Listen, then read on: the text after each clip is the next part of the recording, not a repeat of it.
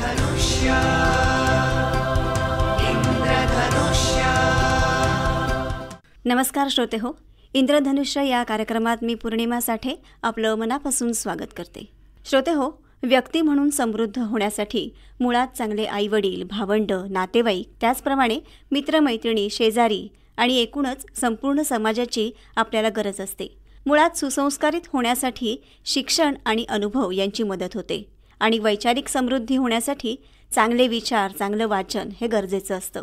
तसंच कलेने जीवन समृद्ध होतं. जीवनातला आनंद या कलेच्या साधनेतून मिळतो आणि म्हणूनच अनेक ठिकाणी सांस्कृतिक कार्यक्रमांचं आयोजन केलं जातं. यातून कलाकार घडतो आणि एक माणूसही घडतो. सांस्कृतिक कार्यक्रम म्हणजे एक चळवळ आहे आणि याचं आयोजन करणं हे वाटतं तितकं सोपं नसतं. आज आपण या सांस्कृतिक चळवळीमध्ये मोलाचं योगदान देणारे एक उत्तम निवेदक, उत्तम आयोजक निबंध कानिटकर यांना आपल्या स्टुडिओमध्ये बोलावलं आहे आणि एकूणच या सांस्कृतिक चळवळींचं आयोजन करताना त्यांना काय अनुभव येतात, तसंच मुळात याची गरज काय, याचा काय फायदा आहे, अशा अनेक प्रश्नांची आपण त्यांच्याकडून उत्तरं घेऊया. नमस्कार. नमस्कार. स्वागत आहे तुमचं. मी आत्ताच म्हटलं की तुम्ही अनेक सांस्कृतिक कार्यक्रमांचं आयोजन करता, तर मुळात असं सांगा की हे असे कार्यक्रम करावेत असं का वाटलं, याची नेमकी गरज काय? नमस्कार. आधी सगळ्यात प्रथम आकाशवाणीच्या ह्या स्टुडिओमध्ये एक असा अत्यंत वेगळा विषय घेऊन की सांस्कृतिक उपक्रम आणि त्याचे अनुभव, हा थोडासा वेगळा विषय घेऊन तुम्ही बोलावलं त्याबद्दल तुमचे मनापासून आभार मानतो. तुमच्या आत्ताच्या पहिल्या सगळ्या विवेचनामध्ये सांस्कृतिक उपक्रम असा शब्द तुम्ही वापरलात आणि म्हणून मुळात सांस्कृतिक उपक्रम हा शब्द ज्यापासून आला तो संस्कृती ह्या शब्दापासून आला आणि त्याच्यामुळे त्या संस्कृती म्हणजे काय इथून जर आपण सुरुवात केली तर सांस्कृतिक उपक्रमाकडे जाणं आपल्याला सोपं होईल. बरोबर. याबद्दल विचार करत असताना संस्कृती हा शब्द खरा मूळ संस्कृत भाषेप्रमाणे चांगलं करणं अशा अर्थाने सुद्धा वापरला जातो. म्हणजे प्रकृती म्हणजे निसर्ग, विकृती म्हणजे निसर्गात होणारा विकार आणि संस्कृती म्हणजे प्रकृतीत विकार होऊ नये म्हणून त्यावर करायचा संस्कार. बरोबर. या अर्थाने जर सांस्कृतिक ह्या शब्दाकडे आपण पाहिलं तर मग सांस्कृतिक उपक्रमांकडे आपल्याला जाता येईल. दुर्दैवानं गेल्या काही वर्षांमध्ये सांस्कृतिक उपक्रम म्हणजे केवळ गाणं किंवा गाण्याचा कार्यक्रम अशा अर्थानं त्याकडे पाहिलं गेल्यामुळे त्याच्या मागच्या ज्या इतर अनेक गोष्टी आहेत किंवा त्याच्यामध्ये ज्या अभिप्रेत गोष्टी आहेत त्या थोड्याशा मागे पडल्या म्हणू किंवा दुर्लक्षित झाल्या असं आपल्याला म्हणता येईल. पण आपली भारतीय संस्कृती खूप प्राचीन आहे. तुम्ही प्रश्न विचारलायत की कार्यक्रम करावेत असं का वाटलं, या प्रश्नाकडे येताना आपली जी भारतीय संस्कृती प्राचीन संस्कृती आहे, मग ती अगदी मंदिराच्या वरती असलेल्या स्थापत्य कलेपासून ती आपल्या नाट्यशास्त्र असेल, संगीतशास्त्र असेल इथपर्यंत.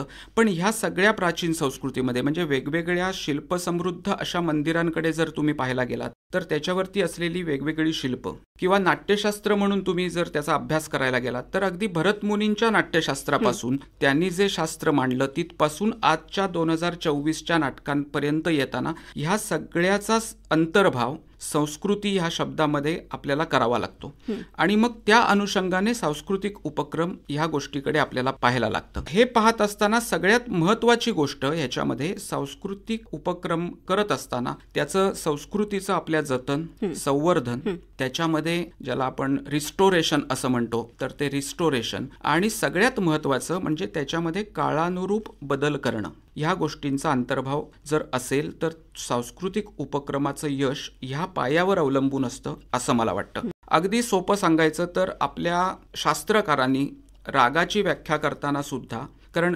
रागसंगीत हे खूप प्राचीन आहे, तर त्याची व्याख्या करताना सुद्धा रंजको जनचित्तानाम असं म्हटलंय. जनचित्ताचं रंजन करणारं ते संगीत असावं. मग कार्यक्रम करावेत असं का वाटलं ह्या प्रश्नाकडे येताना मला असं सांगावं असं वाटतं की मुळामध्ये आपली संस्कृती जी आहे ती संस्कृती समाजासमोर येणं आणि त्याच्यामध्ये काळानुरूप बदल ह्या व्याख्येला धरून ती समाजासमोर येणं. उदाहरण देऊन सांगतो की आमच्याकडे कर्णेश्वर मंदिर आहे, आमच्या गावामध्ये कर्णेश्वर मंदिर आहे. तुम्ही ज्या माझ्या उपक्रमाचा उल्लेख केलात तर त्या कर्णेश्वर महोत्सव सुरू करताना केवळ गाणं, नृत्य, वादन एवढ्यापुरतंच ते मर्यादित न ठेवता कर्णेश्वर मंदिराच्या बाह्यांगावर किंवा अंतर्भागामध्ये असलेली शिल्पकला, त्या शिल्पकलेचा अर्थ त्या शिल्पकलेचं महत्त्व हे अधिकाधिक लोकांपर्यंत पोहोचावं, हा त्याच्या मागचा कार्यक्रम सुरू करण्याचा उद्देश क्रमांक 1. आणि क्रमांक 2 की अशा प्रकारचे कार्यक्रम हे कुठल्याही समाजाच्या मनाला प्रसन्नता देतात आणि ती प्रसन्नता मिळवण्याचा प्रत्येकाला अधिकार आहे. म्हणजे जसं आपण म्हणतो की आपल्याला खाण्याची भूक लागते, तसं प्रत्येक मनुष्याला जशी खाण्याची भूक असते तशीच प्रत्येक मनुष्याला एक सांस्कृतिक भूकही असते. अगदी बरोबर. की जी सांस्कृतिक भूक कदाचित काही वेळेला दुर्लक्षिली जाते. माझ्यापुरतं बोलायचं तर आम्ही ज्या ग्रामीण भागामध्ये अशा प्रकारचे कार्यक्रम करतो त्या ग्रामीण भागातल्या लोकांना किंवा त्या ग्रामीण भागातल्या रसिकांना अशा प्रकारची सांस्कृतिक भूक त्यांची भागावी यासाठी हा कार्यक्रम सुरू करावा असा मुळात विचार मनामध्ये आला. असे कार्यक्रम करताना तो कार्यक्रम हा केवळ एका गायकाचा किंवा वादकाचा नसतो, ते एक टीम वर्क असतं. तर या सगळ्यांची सांगड घालणं यासाठी अनेक प्रयत्न करायला लागतात किंवा काही अडचणीही येत असतील. काय सांगाल? नक्की. म्हणजे कुठलाही कार्यक्रम हा माझा नसतो, बरोबर, तो आपला असतो. या भावनेने जर आपण कार्यक्रम केला तर तो जास्त यशस्वी होतो आणि तो जास्त लोकांपर्यंत पोचतो. किंबहुना त्या कार्यक्रमापासून जो परिणाम साधणं अपेक्षित आहे तो परिणाम साधला जातो. आपल्याच रत्नागिरीचे स्वामी स्वरूपानंद त्यांनी वरप्रार्थनेमध्ये म्हटलंय की मी माझे मावळो सर्व तू तुझे उगवो आता, मी तू पण जगन्नाथा होवो एकची तत्वता. मला असं वाटतं की कार्यक्रम करताना ही भावना जर प्रत्येक कलाकारानं आणि प्रत्येक आयोजकांनं आपल्या मनामध्ये ठेवून कार्यक्रम केला, म्हणजे मला एखादा कला महोत्सव करायचा आहे किंवा संगीत महोत्सव करायचा आहे, तर तो कला संगीत महोत्सव करण्यासाठी माझ्या कुटुंबाचा काही त्याच्यामध्ये उद्धार व्हावा किंवा माझं स्वतःचं काही त्याच्यामध्ये प्रमोशन व्हावं, हा हेतू मनामध्ये न ठेवता मी जसं मगाशी म्हटलं की रंजको जनचित्तानाम, जनचित्ताचं रंजन करणं ह्या केवळ एकमेव उद्देशाने जर तो कार्यक्रम आपण केला तर तो कार्यक्रम यशस्वी होतो. आणि मग हाच भाग तुम्ही आत्ता विचारलेल्या प्रश्नाशी निगडीत येतो की त्यावेळेला त्या आयोजकाने किंवा त्या वादकाने किंवा त्या गायकाने किंवा गायक वादक असं नुसतं न म्हणता त्या कार्यक्रमामध्ये अंतर्भूत असणाऱ्या कोणत्याही कलाकारानं तो जर ठेवला तर त्याच्यामध्ये अडचण येत नाही. ह्याचं कारण दुसरं अजून एक असं आहे की मुळामध्ये ह्याकडे आम्ही काय पद्धतीने पाहतो. आपण देवाची पूजा 2 प्रकारांनी करतो, एक अंगभोग आणि दुसरा रंगभोग. कलेच्या द्वारे देवाची पूजा करणं म्हणजेच आपण ज्याला सांस्कृतिक उपक्रम असं म्हणत आहात, तर मला असं वाटतं की सांस्कृतिक उपक्रम म्हणजे आम्ही कलेच्या द्वारे परमेश्वराशी संधान बांधण्याचा प्रयत्न करण्यासारखा आहे. आणि त्याच्यामुळे ह्याच हेतूने जर प्रत्येक कलाकार वागत राहिला किंवा प्रत्येक आयोजक वागत राहिला तर ही सांगड घालण्याची जी एक थोडीशी ज्याला आपण अडचण येते असं म्हणू किंवा सांगड घालणं या तुमच्या प्रश्नातच एक शंका उत्पन्न होते की सांगड घालावी लागते का, तर ती सांगड घालावी लागत नाही. माझा स्वतःचा अनुभव असा आहे की अशाच भावनेने काम करणारी सगळी मंडळी एकत्र आली तर अतिशय उत्तम पद्धतीनं आपण लोकांपर्यंत पोहोचू शकतो. बरोबर. यामध्ये आपण आता म्हटलं की हे टीम वर्क आहे, त्यामुळे अनेक जणांचे हात त्याच्यामध्ये लागत असतात. तर या सांस्कृतिक चळवळीमुळे अर्थकारणामध्ये सुद्धा बदल होतो. काय सांगाल त्याबद्दल? हो, आता हा थोडासा कदाचित नावडता असा विषय आहे अर्थकारण हा. ह्याचं कारण की एका बाजूला तर आम्ही असं म्हणतो की कलेला मोल नाही, ते अमोल आहे. पण हे जरी आम्ही म्हणत असलो तरी सुद्धा प्रत्येक गोष्टीला एक त्याची ठराविक किंमत आहे. नक्कीच. आणि कुठल्याही कार्यक्रमाचं सादरीकरण करताना त्याची किंमत ही द्यावीच लागते, कारण तो व्यवहार आहे. पूर्वीच्या काळामध्ये अशा प्रकारे काही व्यवहार न होता कार्यक्रम होत असावेत कदाचित, पण आज काळ बदलला आणि त्याच्यामुळे अशा व्यवहारांशिवाय असा कार्यक्रम करणं अशक्य आहे. त्यामुळे एक गोष्ट मी ह्याच्यामध्ये आवर्जून सांगेन की अनेक संस्था ज्या अशा प्रकारच्या सांस्कृतिक उपक्रमांमध्ये कार्यरत असतात, तर ह्या सगळ्या संस्थांनी एकत्र येऊन जर एकमेकाला सहकार्य करण्याची भूमिका किंवा भावना त्याच्यामध्ये ठेवली आणि त्याच्यातून ह्या अर्थकारणाबद्दल थोडीशी सुसंगती आली तर तो सांस्कृतिक उपक्रमाच्या वृद्धीसाठी उपयोगाचा होईल असं मला वाटतं. हा एक मुद्दा. दुसरा त्यातला मुद्दा की केवळ सांस्कृतिक उपक्रम असं म्हटल्यानंतर आपल्या डोळ्यासमोर कलाकार येतो. कलाकार म्हणताना आमच्या डोळ्यासमोर फक्त गायक, वादक, नर्तक अशा प्रकारचे लोक येतात. परंतु सांस्कृतिक उपक्रमामध्ये अर्थकारणाचा जेव्हा तुम्ही विचार करता तेव्हा त्या अर्थकारणाच्या मध्ये इतर अनेक बाबी समाविष्ट असतात. उदाहरणार्थ त्याचा ध्वनी संयोजक जो असेल किंवा ज्या ठिकाणी तुम्ही सांस्कृतिक कार्यक्रम करणार आहात त्यासाठी लागणारा मंच असेल, त्या ठिकाणी साफसफाई करावी लागणाऱ्यासाठीची लागणारी माणसं असतील, इतक्या प्रमाणात तिथे मनुष्य आल्यानंतर त्यांच्यासाठी लागणारा चहापानाची व्यवस्था असेल, खाण्यापिण्याची व्यवस्था असेल, तर यामुळे त्या परिसराचं अर्थकारण सुधारण्यासाठी किंवा परिसराचं अर्थकारण बदलण्यासाठी सुद्धा सांस्कृतिक उपक्रम सहाय्यभूत ठरतात. आणि सगळ्यात शेवटची तिसरी गोष्ट मला अशी वाटते की पर्यटन ह्या विषयाची बरीच चर्चा आज आपल्या समाजामध्ये होते आहे. किंबहुना आपण आज रत्नागिरीमध्ये बसून बोलतोय, त्याच्यामुळे कोकण हे पर्यटनासाठी एक उत्तम जागा आहे असं आम्ही मानतो. पण ह्या पर्यटनासाठी सुद्धा सांस्कृतिक उपक्रम ही अत्यंत गरजेची गोष्ट आहे असं माझं मत आहे. कारण पर्यटनाच्या माध्यमातून सांस्कृतिक उपक्रमांकडे जर आपण पाहिलं तर पर्यटन वाढीसाठी सांस्कृतिक उपक्रमांचा आपल्याला खूप मोठा उपयोग आहे. अर्थात तो उपयोग करून घेण्याची दृष्टी जर त्या आयोजकांकडे असेल तर ते त्याच्यामध्ये नक्की यशस्वी होऊ शकतात. बरोबर. या सगळ्या कार्यक्रमांच्या माध्यमातून तुम्हाला एक आलेला चांगला अनुभव, अशी कुठची आठवण सांगाल तुम्ही की जी तुम्हाला अगदी भावली आहे? अनुभव खूप आहेत, परंतु आत्ता अगदी आज सकाळचं मी तुम्हाला उदाहरण सांगतो की गेली 2-3 वर्ष आम्ही कर्णेश्वर महोत्सव ज्याचा उल्लेख तुम्ही केलात, तर तो कला संगीत महोत्सव आम्ही त्या ठिकाणी करतो आहोत. आमच्याच गावापासून एक 2-3 किलोमीटर अंतरावरती एक रामेश्वर पंचायतन नावाचं एक शिवपंचायतन आहे. आणि या वर्षीच्या कर्णेश्वर महोत्सवाची उद्घोषणा करताना आम्ही एक उद्घोषणा अशी केली की या वर्षीच्या कर्णेश्वर महोत्सवाच्या दरम्यान त्या रामेश्वर पंचायतनाच्या इथे की जे अहिल्याबाई होळकरांनी बांधण्यासाठी मदत केलेली आहे, तर तिथे अहिल्यादेवींच्या पाऊलखुणा या नावाने एक कार्यक्रम आपण त्या ठिकाणी संपन्न करू कर्णेश्वर महोत्सवाला जोडून. ही बातमी वाचून त्या शिवपंचायतनाचे काही 2 तरुण कार्यकर्ते आज सकाळी माझ्याकडे आले आणि ते मला असं म्हणाले की हा जो तुमचा उपक्रम आहे तर ह्या उपक्रमामध्ये आम्हाला सहभागी व्हायचं आहे, आम्ही तुम्हाला त्याच्यासाठी काय मदत करू शकतो. मला असं वाटतं की समाजाचा सहभाग वाढवणं आणि समाजाची रुची त्याच्यामध्ये निर्माण करणं हा जास्त चांगला अनुभव आहे किंवा ज्याच्यासाठी म्हणून आम्ही हे करतो आहोत तर त्याच्यासाठी हा जास्त उपयोगी परिणाम साधणारा अनुभव आहे. आणि त्यामुळे हा अनुभव मी आत्ता नमूद केला. अन्यथा खूप चांगले अनुभव आहेत. खूप मोठ्या मोठ्या कलाकारांच्या बद्दल सांगायचं झालं तर खूप मोठ्या कलाकारांनी अशा प्रकारच्या ग्रामीण भागामध्ये, कारण थोडंसं असं आहे की तुम्ही मगाशी सांस्कृतिक उपक्रमांबद्दल जेव्हा आयोजनाच्या बद्दल विचारत होता तेव्हा एक फरक लक्षात घेतला पाहिजे की शहरी आणि ग्रामीण या दोन्ही ठिकाणी कार्यक्रमाचं आयोजन करताना येणाऱ्या समस्या वेगवेगळ्या आहेत. आणि त्याच्यामुळे त्या वेगवेगळ्या समस्यांवरती वेगवेगळ्या प्रकारची उत्तरं शोधावी लागतात आणि वेगवेगळ्या प्रकारांनी त्याच्यातून मार्ग काढावे लागतात.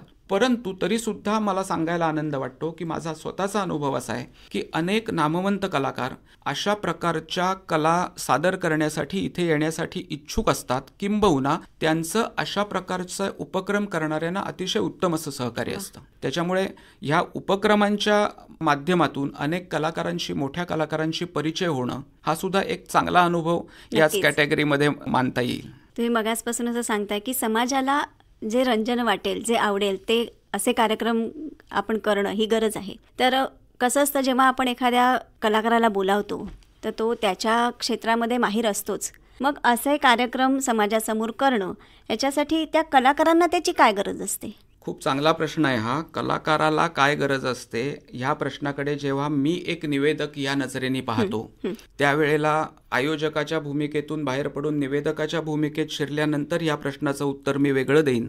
आणि ते उत्तर असं आहे की श्रोते तुम्ही जगदीश मूर्ती असं आम्ही श्रोत्यांना म्हणतो. आणि श्रोत्यांना असं म्हणत असताना जेव्हा आपण कलाकार आपली कला जेव्हा सादर करतो त्यावेळेला कलाकाराची अपेक्षा काय असते असा जर प्रश्न तुम्ही विचारलात किंवा कलाकारांना त्याची गरज काय असते. आज मला माहीत नाही की किती कलाकारांचं ती उपजीविका आहे किंवा ते उपजीविकेचं साधन म्हणून ते कला या दृष्टीने त्याच्याकडे पाहतात. पण ह्याच्यापेक्षा पलीकडे जाऊन जर त्याचा विचार करायचा झाला तर माझी कला मला सादर करताना जर माझ्यासमोर जे श्रोते बसलेत त्या श्रोत्यांकडून मला येणारा प्रतिसाद हा कलाकाराची सगळ्यात मोठी बिदागी आहे किंवा ते सगळ्यात मोठं कलाकाराचं मानधन आहे. आणि मग अशा ठिकाणी की ज्या ठिकाणी हे मानधन खूप मिळेल, म्हणजे ते मानधन खूप मिळेल या शब्दामध्ये खूप पैसे मिळतील असं नसून खूप रसिकांचं प्रेम मला मिळेल, खूप चांगल्या रसिकांकडून प्रतिसाद मला चांगल्या पद्धतीने येईल. समेवर आल्यानंतर टाळी वाजणं हे खूप दुरापास्त गोष्ट आहे असं एकीकडे वातावरण असताना ज्या ठिकाणी उत्तमपैकी श्रोता माझ्यासमोर बसलेला असतो, तर अशा ठिकाणी जाऊन मला कार्यक्रम करायला मिळणं हे भाग्य समजणं.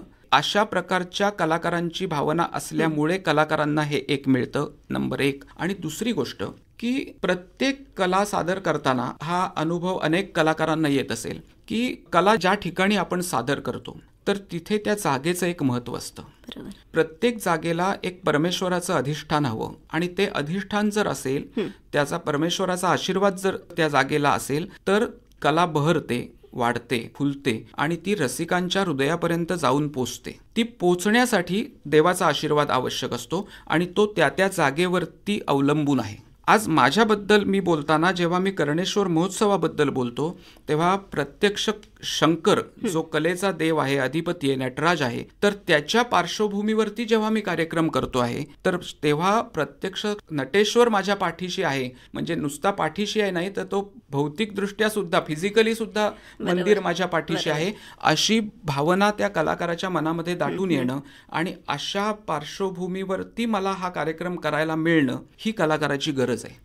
आणि ती गरज पूर्ण व्हावी असं प्रत्येक कलाकाराला वाटत असतंच. आणि म्हणून अशा ठिकाणी अशा उत्तम तऱ्हेचे उपक्रम करण्यासाठी कलाकार इच्छुक असतात. त्यामध्ये मिळणाऱ्या बिदागीचा विषय बाजूला ठेवून किंबहुना. बरोबर. आता आपण मगाचपासून उल्लेख करतोय की कर्णेश्वर महोत्सव, त्याचप्रमाणे कलांगण यासारखे सुद्धा तुम्ही उपक्रम हाती घेतलेले आहेत. तर आता आपण खूप छान सांगितलं की कलाकाराची गरज काय असते नेमकी. तर मला आता असं विचारायचं आहे की समाजाला असे कार्यक्रम काय देऊन जातात? समाजाला असे कार्यक्रम सगळ्यात पहिलं एका वाक्यात सांगायचं उत्तर असेल तर ते मनःशांती देऊन जातात. कारण संगीत हे किंवा कोणतीही कला हे आपल्या मनाला जेव्हा भावते तेव्हा आपल्या मनावरती अनेक परिणाम त्याच्यातून साधत असतात. आणि शेवटी मेंदू शांत करण्यासाठी वेगवेगळ्या ह्या सगळ्या संगीताचा किंवा वाद्यांचा जो एक खूप मोठा उपयोग शास्त्रांनी सांगितलाय आणि ज्याचा अनुभव आजही अनेक लोक घेत आहेत. तर त्या अनुषंगाने रसिकांना मनःशांती मिळणं हा एक भाग आहे. आणि अजून एक भाग त्याच्यामधला असा आहे की मी मगाशी म्हटलं त्याच्याप्रमाणे की समाजामध्ये एकोपा निर्माण होणं. अशा प्रकारचे सांस्कृतिक उपक्रम समाजाला एकोपा निर्माण करण्यासाठी मदत करतात. आज सामाजिक उपक्रमांच्या माध्यमातून किंवा सांस्कृतिक उपक्रमांच्या माध्यमातून समाजातला प्रत्येक घटक एखाद्या विशिष्ट जागी, एखाद्या विशिष्ट ठिकाणी एकत्र येणं आणि तो एका विशिष्ट हेतूने एकत्र येणं, त्यामधून त्याच्या पुढच्या वर्षभराच्या वाटचालीची बीजे रोवली जातात. कारण आपापसातले मतभेद हे त्यावेळेला नाहीसे होतात. त्यावेळेला एकच उद्देश, एखादा महोत्सव, एखादा उपक्रम डोळ्यासमोर ठेवून ती माणसं सगळीजण एका ध्येयाने, विशिष्ट ध्येयाने काम करत असतात. आणि माझा स्वतःचा अनुभव मी तुम्हाला सांगतो की अशा प्रकारे जेव्हा ती लोक काम करतात त्यावेळेला त्याचा उपयोग त्याच्या पुढच्या वर्षभरासाठी एकत्रित राहण्यासाठी अतिशय उत्तम होतो. त्यांच्यामध्ये निर्माण होणारा जो संवाद आहे, समाजामध्ये एकमेकात निर्माण होणारा जो संवाद आहे, हा संवाद सुद्धा त्याच्याने अतिशय सुखरूप होतो. असं माझा अनुभव आहे. आता मुलाखतीच्या अखेरकडे जाता जाता एक विचारते तुम्हाला मी की इंटरनेटचा जग आहे आणि सगळं काही एका क्लिकवरती आपल्या हातात आहे. तर असं असताना सुद्धा हे असे कार्यक्रम करणं म्हणजे एक आव्हान आहे, असं नाही वाटत तुम्हाला? नक्की आहे. असे कार्यक्रम करणं हे आव्हान आहे, पण जिथे आव्हान आहे तिथेच गंमत आहे. नक्कीच. आणि त्याच्यापेक्षा सगळ्यात महत्त्वाची गोष्ट की यूट्यूब काय किंवा हा सोशल मीडिया काय, हा उत्तम आहेच, याच्याबद्दल शंका नाही. ह्याचं कारण की त्याची परिणामकारकता उत्तम आहे आणि त्याचा तुम्ही उत्तम उपयोग करून घेतलात तर त्याचाही फायदा आहे. पण कोणतीही कला ही जिवंत अनुभवण्याची गोष्ट आहे आणि त्याच्यामुळे अशा प्रकारच्या कार्यक्रमातून ती कला जिवंत अनुभवता येते. एक छोटंसं उदाहरण सांगतो जाता जाता, अगदी वेळ कमी आहे आपल्याकडे तरी सुद्धा. मी एका कार्यक्रमासाठी म्हणून एका रत्नागिरी जिल्ह्यातल्याच एका टोकाच्या गावामध्ये गेलो होतो. आमचा गाण्याचाच कार्यक्रम होता आणि तो गाण्याचा कार्यक्रम होत असताना, म्हणजे सुरू होण्यापूर्वी मी आजूबाजूला त्या लोकांच्या गप्पा मारत असताना तर त्यांनी एक गोष्ट मला अशी सांगितली की आमच्या गावामध्ये अजूनपर्यंत गाण्याचा कार्यक्रम कधी झालाच नाही. आज प्रथम आम्ही गाणं लाईव्ह कसं गातात किंवा वाद्य कसं वाजवतात हे आम्ही आज प्रथम ऐकणार आहोत. निवेदक म्हणून मला विचाराल तर मला त्या क्षणी माझ्या पोटात खड्डा पडला, कारण आता आपल्या कार्यक्रमाचं काय होणार आहे. बरोबर. पण तुम्हाला आश्चर्य वाटेल की त्या कार्यक्रम सुरू झाल्यानंतर त्या कार्यक्रमाला इतका उत्तम प्रतिसाद मिळाला की त्या कार्यक्रमामध्ये गायनाचे विविध प्रकार आम्ही सर्व सादर केले आणि त्या सगळ्या रसिक श्रोत्यांकडून त्या प्रत्येक प्रकाराला उत्तम प्रतिसाद आला. फक्त नाट्यसंगीत आम्ही त्या कार्यक्रमामध्ये समाविष्ट केलं नव्हतं, तर शेवटी फरमाईश आली की इतके सगळे प्रकार तुम्ही सादर केलेत पण नाट्यसंगीत राहिलंय, तर तेही होऊन जाऊ द्या. मला सांगा की लाईव्ह कार्यक्रमाच्या गंमत किंवा इंटरनेटचं आव्हान म्हणून तुम्ही जेव्हा विचारता त्यावेळेला एकाच कार्यक्रमात इथपर्यंत, म्हणजे आम्ही आजपर्यंत एकही गाण्याचा कार्यक्रम ऐकला नाही, इथपासून नाट्यसंगीत तेवढं ऐकवायचं राहिलंय, इथपर्यंतचा प्रवास करण्याची शक्ती फक्त लाईव्ह कार्यक्रमात आहे. आणि त्याच्यामुळे लाईव्ह कार्यक्रमातूनच जास्तीत जास्त रसिकांना आनंद, जो आपण पहिल्यांदा म्हटला, तर तो आनंद जर खरा मिळवायचा असेल तर त्याच्यासाठी लाईव्ह कार्यक्रम आहे. अर्थात इंटरनेटचा तोटा नाही किंवा त्याचा त्रास होत नाही का, तर होतो, नक्की होतो. पण आमच्यापुरतं बोलायचं तर आम्ही एक तत्व असं ठेवलंय की जे कार्यक्रम आम्ही लाईव्ह करतो त्या कार्यक्रमाचं प्रसारण आम्ही फेसबुक लाईव्ह करत नाही. अशा काही वेगवेगळ्या कृती वापरल्यामुळे आणि सुदैवाने आणि परमेश्वराच्या कृपेने आणि सगळ्या रसिकांच्या आशीर्वादाने असा प्रश्न अजूनपर्यंत कधी आला नाही महोत्सवाच्या बद्दल बोलायचं तेवढ्यापुरता तरी, की रसिकांनी अतिशय उत्तम प्रतिसाद दिला. तेव्हा इंटरनेट हे त्या दृष्टीने आव्हान कधी सुदैवाने वाटलं नाही. तर श्रोते हो, आज आपण एका वेगळ्या आणि खूप चांगल्या अशा विषयाबद्दल जाणून घेतलं. सांस्कृतिक चळवळीचं महत्त्व आणि त्यांचे अनुभव आज आपण निबंध कानेटकरांकडून जाणून घेतलेत. आज तुम्ही इथे आलात, खूप चांगल्या गप्पा मारल्यात श्रोत्यांशी, त्याबद्दल आकाशवाणीच्या परिवारातर्फे आणि सर्व श्रोत्यांतर्फे मी आपले आभार मानते. धन्यवाद. नमस्कार. नमस्कार. इंद्रधनुष्य